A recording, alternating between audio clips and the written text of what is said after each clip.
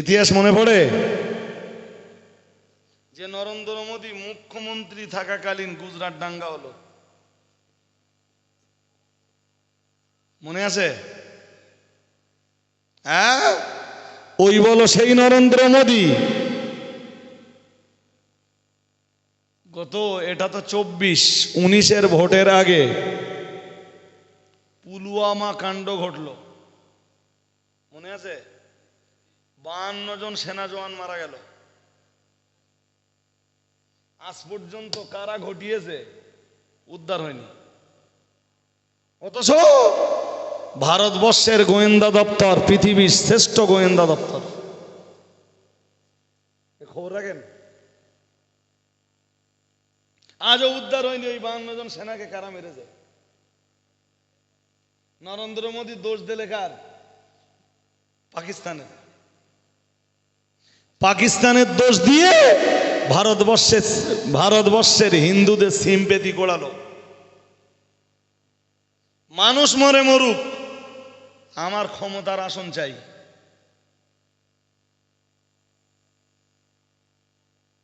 এ আচরণ পশুত্বের না মনুষ্যত্বের? ওই বলেছি না যে মানুষ মার্ডার করবে, হত্যা করবে, জখম করবে। এই ভোট আসছে তো কত মায়ের কোল খালি হবে, কত বাচ্চা এতিম হবে, কত মা কত বোন বিধবা হবে। যারা মারবে তাদের মনে করতো দয়া মায়া, কোনো দয়া মায়া থাকবে না। হ্যাঁ না বলবেন তো? অলরেডি শুরু হয়ে গেছে।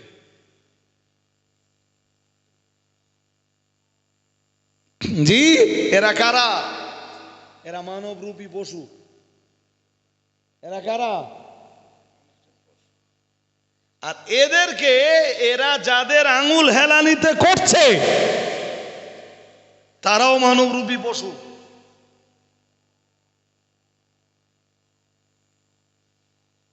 আপনি বাবাহারা হলেন নাকি আপনার জি আপনার স্ত্রী বিধবা হলো, জি না কারোর ভাই মারা গেল, না কোনো মায়ের কোল খালি হলো, তাদের এতে কিচ্ছু এসে যায় না। তাদের দরকার ক্ষমতার চেয়ারে যেয়ে বসা, তাতে রক্ত ব্যারেল ব্যারেল ঝরে ঝরুক আর শত শত মানুষের প্রাণ যায় যাক।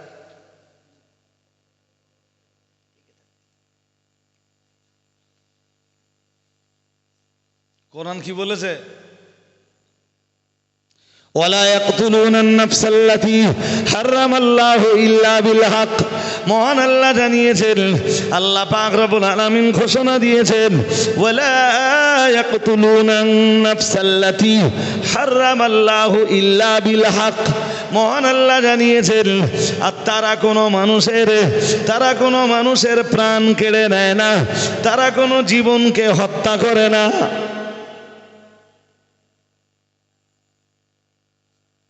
যাদের ভিতরে মনুষ্যত্ব আছে, যাদের বিবেক বেঁচে রয়েছে, তারা কোনো মানুষের হত্যা করে না, তারা মানুষের রক্ত নিয়ে কখনোই খেলা করে না।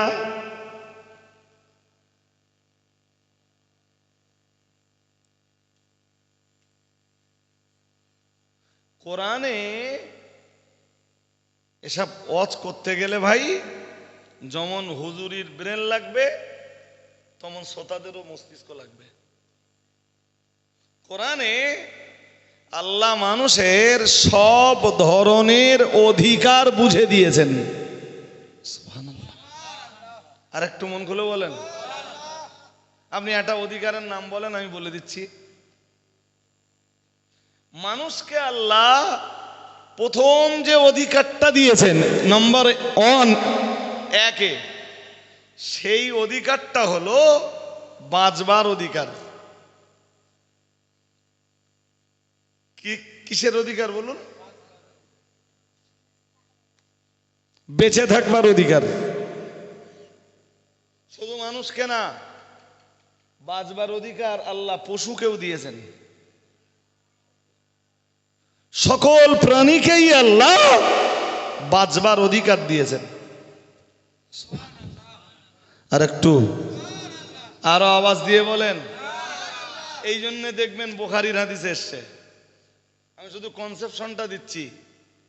নবীজি বলেন, আমি যে রাত্রে মেরাজে গেলাম, মেরাজে যেয়ে দেখলাম উযিবাত ইমরাআতুন ফি হিররাতিন, একজন মহিলাকে একটা বিড়ালের কারণে শাস্তি দেওয়া হচ্ছে।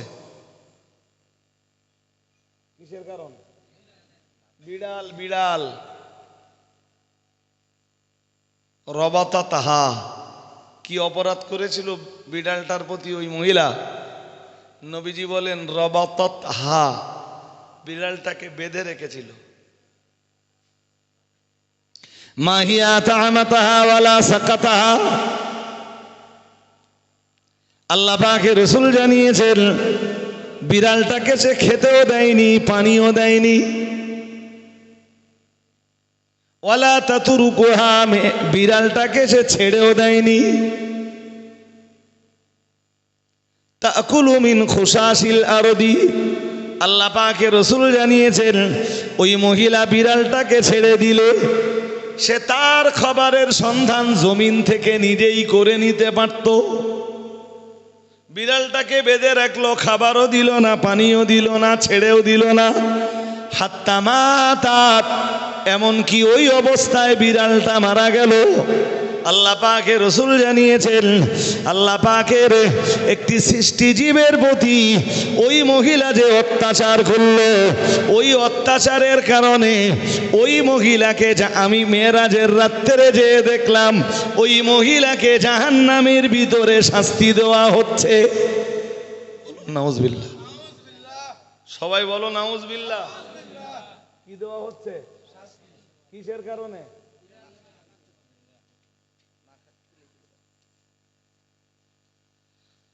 বাড়ি গরু আছে, অত্যাচার করবা?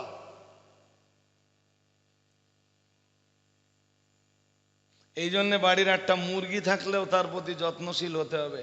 বাঁচবার অধিকার যদি আমার থাকে তো একটা বিড়ালেরও আছে। বাঁচবার অধিকার যদি আমার থাকে তো আপনার বাড়ির মুরগিরও আছে। সে আল্লাহর সৃষ্টি জীব। হ্যাঁ, আল্লাহ মানুষের জন্য হালাল প্রাণীগুলো জবাহ করে খাওয়া বৈধ বলে ঘোষণা দিয়েছেন। সে তো মানুষের ভালোর জন্য, মানুষের। এরপরও ইসলাম বলেছে যে যখন জবাই করবা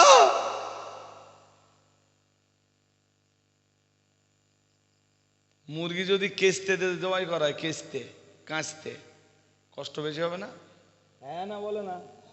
এই জন্য যেই অস্ত্র দিয়ে জবাই করলে আল্লাহ সৃষ্টিজীবের খুব বেশি কষ্ট হয়, ওই অস্ত্র দিয়ে জবাই করা যাবে না। দগ্ধ করা হচ্ছে, রাইট, কষ্ট দেওয়া হচ্ছে। শুনছেন? গরু জবাই হয়ে গেছে, তখনও নড়তেছে, ইমাম সাহেব ছেড়ে দিয়েছে, বলে সব কেটে গেছে। আর ঠিক সব কেটে যাবার পরেও ও ঠান্ডা হতে তো একটু সময় যাবে, কথা বলে না। এদিক দিয়ে ছুরি দিয়ে পায়ের চামড়া ছেলা শুরু করতেছে। ওইটুকু কষ্ট দিতেও ইসলাম নিষেধ করেছে। সুবহানাল্লাহ বলুন। এর নাম কি? এর নাম কি?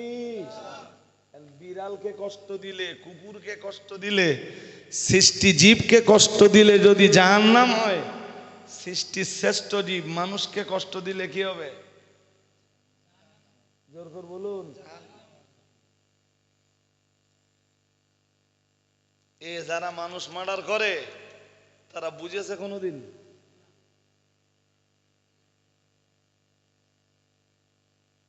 সেই আমার মনে নেই, সেই বীরভূমের কোন জায়গায় যেন সেই ঘরে সব আগুন দিয়ে দিলে, জায়গাটার নাম ভুলে গেছি। না না, বীরভূমে, বীরভূমে না, আরে 2-3 বছর আগে হয়েছিল না? মনে পড়ে তো? তোর দেখ, হ্যাঁ, মানুষ সব ঘরে আছে বলো, ঘরে আগুন জ্বেলকে দিলে, আগুন থেমে যাওয়ার পরে তাদের কঙ্কালগুলো শুধু বার হলো, মানুষগুলো জীবন্ত পুড়ে মরল।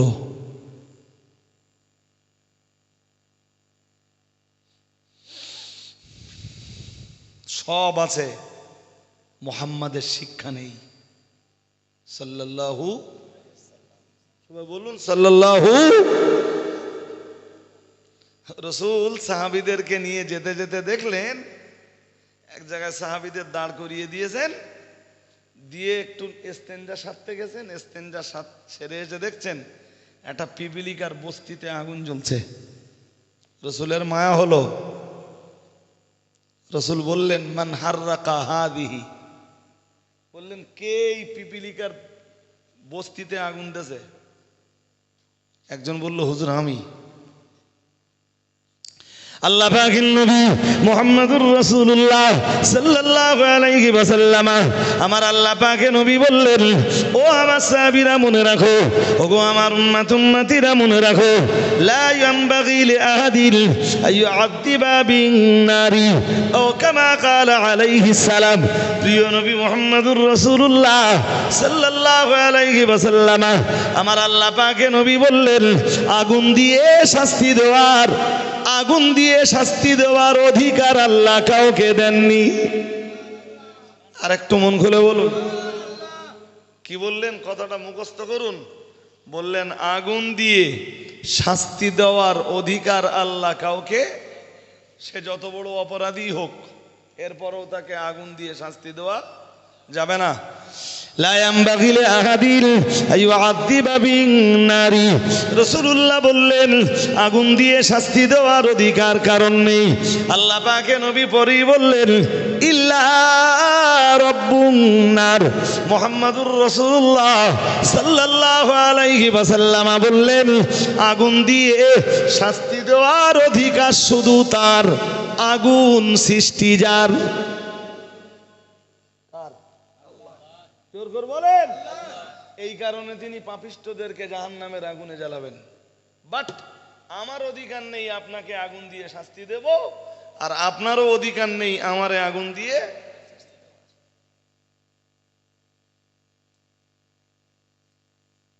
শত্রুতা তো রাত্রি যে ওর দোকানের চালে আগুন লেগে দিয়েছে, কেউ দেখিনি। আছে না নেই? হ্যাঁ না বলছেন না কেন? হ্যাঁ, এ মনুষ্যত্বের পরিচয়। এই কারণে বলেছিলাম যে যখন ইসলাম না থাকবে তখন পৃথিবীতে মনুষ্যত্বের পরিচয় আর থাকবে